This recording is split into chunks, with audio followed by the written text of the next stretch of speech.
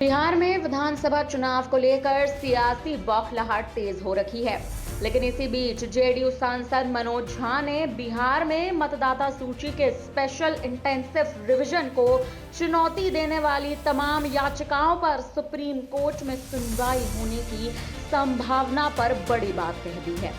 जी हां, आपको बता दें, मनोज झा ने साफ तौर पर कहा कि हमने मुख्य चुनाव आयुक्त और बाकी 2 चुनाव आयुक्तों से अपील की है कि छोटे छोटे सवाल पूछे जाएं, और ये भी कहा गया कि 22 साल में ऐसा नहीं हुआ है।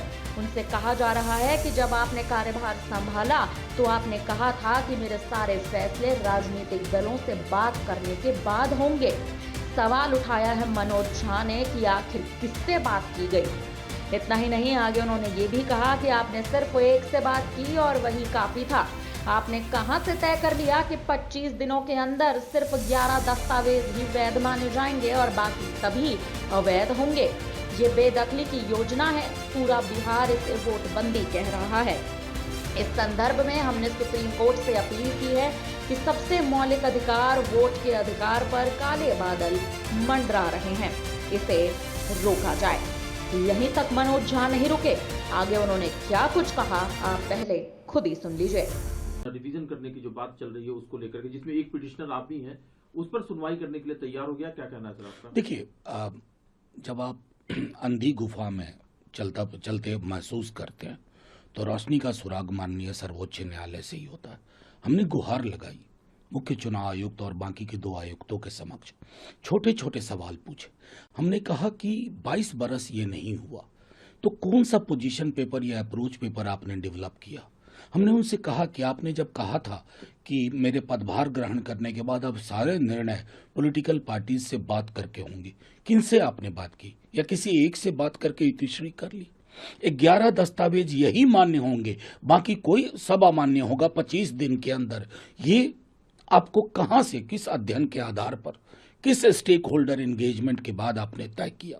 मानसून का महीना है, पिछली बार जब हुआ था 22 बरस पहले, जो हमें सूचना है 8 से 10 महीने, अब 25 दिन में 20% लोग, आपने स्वयं हमसे मीटिंग में कहा, बिहार के बाहर पलायन करके रहते हैं, लेकिन वो चुनाव के दौरान आते हैं।